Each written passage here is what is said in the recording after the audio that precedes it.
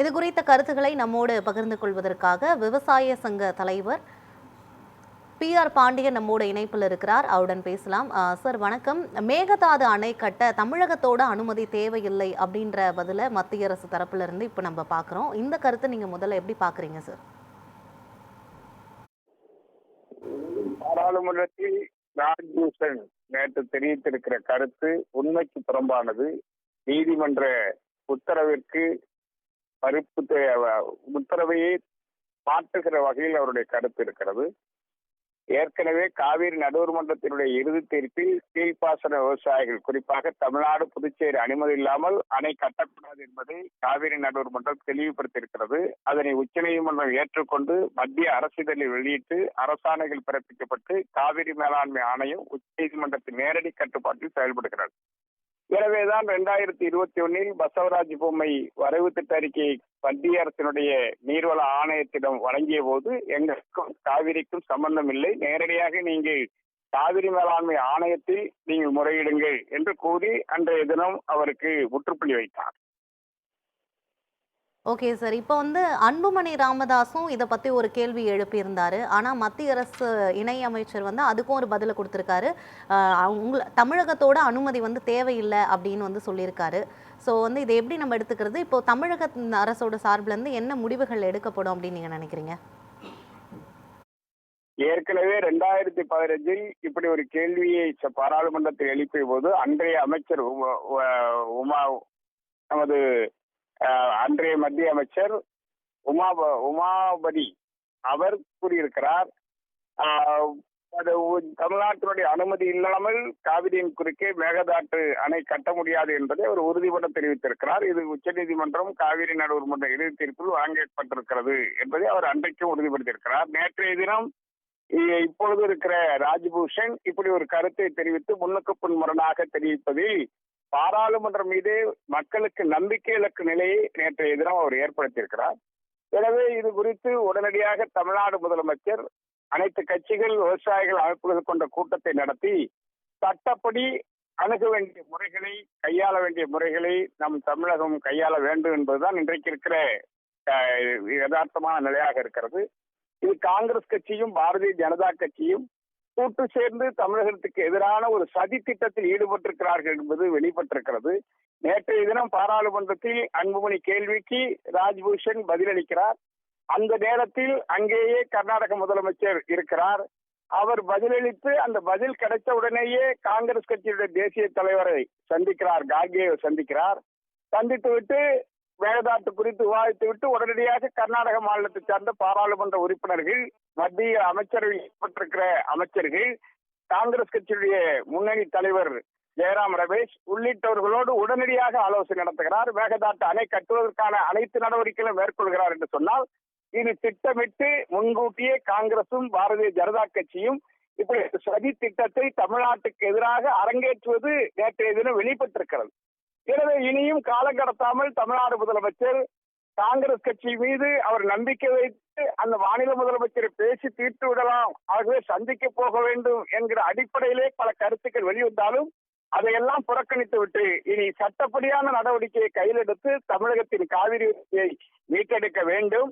மேகதாட்டு அணை கட்டப்பட்டால் தமிழ்நாட்டில் சென்னை உட்பட 11 மாநகராட்சியை உள்ளடக்கிய 32 மாவட்டங்கள் வாழக்கூடிய 5 கோடி மக்களுடைய குடிநீர் ஆதாரம் அடியோடு பறிபோகும். 25 லட்சம் ஏக்கர் விளைநிலங்கள் நேரடியாகவும் மறைமுகமாகவும் நீர்ப்பாசனத்தை பெறுகிற நிலங்கள் பாலைவனமாக மாறும். விவசாயிகளும் விவசாய தொழிலாளர்களும் அகதிகளாக வெளியேற வேண்டிய பேராபத்து ஏற்படும்.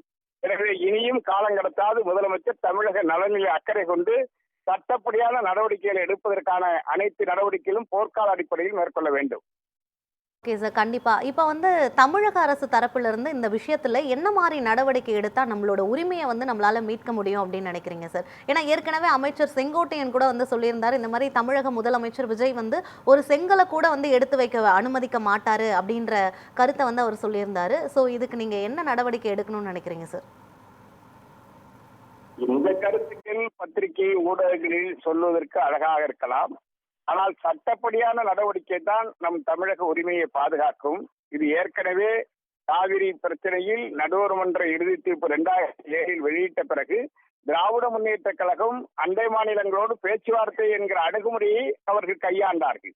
அதனால் அவர்கள் ஆட்சி கால வரையிலும் அதனை அரசிதழில் வெளியிட்டு காவிரி மேலாண்மை ஆணையம் அமைப்பதற்கு அவர்கள் முன்வரவில்லை. காங்கிரஸ் கட்சியோடு அன்றைக்கு அமைச்சரவையிலும் இடம்பெற்றிருந்தார்கள். ஆனால் அந்த சூழ்நிலையில் அவர்கள் முன்வராத நிலையில் 2013 ஏற்பட்ட மிகப்பெரிய வறட்சி, தற்கொலை சம்பவங்கள் தீவிரமடைந்தது காவிரி டெல்டாவில். அதனைத் தொடர்ந்து அன்றைய முதலமைச்சர் ஜெயலலிதா அவர்கள் உச்ச நீதிமன்றத்தில் வழக்கு தொடர்ந்தார். வழக்கில் நீதிபதிகள் கேட்டார்கள், நீங்கள் நேரடியாக கர்நாடக முதலமைச்சரோடு ஒரு முறை பேசலாமே என்று கேட்டார்கள். பல கட்ட பேச்சுவார்த்தையில் தோல்வி அடைந்ததால் இன்றைக்கு தற்கொலைகள் தீவிரமடைந்திருக்கிற போது நீதிமன்றம் தலையிட வேண்டும் என்று வந்திருக்கிறேன் என்று சொன்னார்.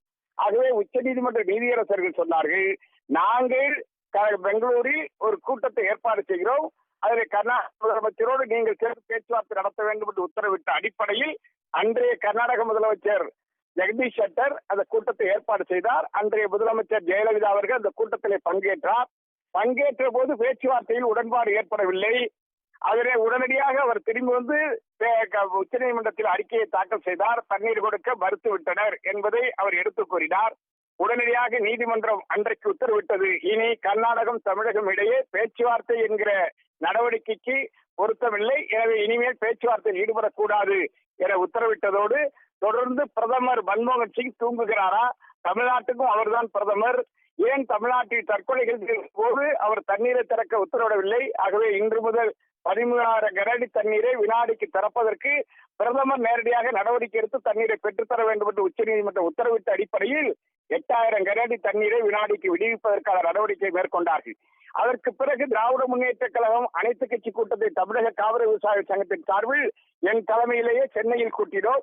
அந்த கூட்டத்தில் திமுக பேச்சுவார்த்தை என்கிற தனது கொள்கை நிலையிலிருந்து மாற்றம் கண்டு இனி சட்ட போராட்டம் தான் என்பதை 32 கட்சிகள் அன்றைய தினம் கூடியிருந்த போது ஒத்த கருத்தோடு தீர்மானம் நிறைவேற்றி அம்மையார் ஜெயலலிதாவுக்கு அனுப்பி வைத்தோம். அதற்கு பிறகுதான் சட்ட போராட்டம் என்பது முடிவுக்கு வந்தது. அந்த முடிவின் அடிப்படையில் தான் காவிரி மேலாண்மை ஆணையம் உச்சநீதிமன்றத்தின் நேரடி கட்டுப்பாட்டில் செயல்படுகிறது. அது மத்திய அமைச்சரவை பட்டியலில் கூட அந்த அலுவலகம் இடம்பெறாது, உச்சநீதிமன்ற அலுவலக பட்டியலில் இடம்பெறுகிறது. அதற்கான தலைவரை கூட 3 பேர்களை சட்டம் நீதியியல் வல்லுநர்களை 3 பேர் பட்டியலை மத்திய அரசு அனுப்ப வேண்டும். உச்ச நீதிமன்றம் தான் அதற்கான தலைவர்களையே நியமிக்கும். எனவே உச்ச நீதிமன்றத்தின் நேரடி கட்டுப்பாட்டில் இயங்குகிற காவிரி மேலாண்மை ஆணையம் தான் இறுதி முடிவெடுக்கக்கூடிய அதிகாரம் படைத்த அமைப்பு. எனவேதான் பசவராஜ் பொம்மையிடம் 2021 மத்திய அரசின் நீர்வள ஆணையம் நேரடியாக நீங்கள் காவிரி மேலாண்மை ஆணையத்தை தான் அணுக வேண்டும், நாங்கள் தலையிட முடியாது என்று சொன்னது. சட்டத்திற்கு உட்பட்டு தான் காவிரி நடுவர் மன்ற இறுதி தீர்ப்பு அதனை உச்ச நீதிமன்றம் ஏற்றுக்கொண்டு மத்திய அரசிதழில் வெளியிட்டு அரசாணைகள் பிறப்பிக்கப்பட்ட அடிப்படையில் இந்த நடைமுறைகள் பின்பற்றப்படுகிறது. இந்த நடைமுறைகளுக்கு புறம்பாக நேற்றைய தினம் பாராளுமன்றத்தில் சொல்லியிருக்கிற கருத்து என்பது அது சதி திட்டத்தின் உள்நோக்கத்தோடு அந்த மத்திய இணையமைச்சர் ராஜ்பூஷன் வெளியிட்டிருக்கிற செய்தி வந்திருக்கிறது. எனவே அது ஒரு சட்டத்திற்கு புறமான செய்தி. இது பாராளுமன்றத்தின் மீதான மக்களின் நம்பிக்கை இழக்க செய்கிற செய்தி என நான் வன்மையாக கண்டிக்கிறேன். கண்டிப்பா சார், நேரலையில் வந்து உங்களோட கருத்துக்களை பதிவு பண்ணதுக்கு நன்றி சார்.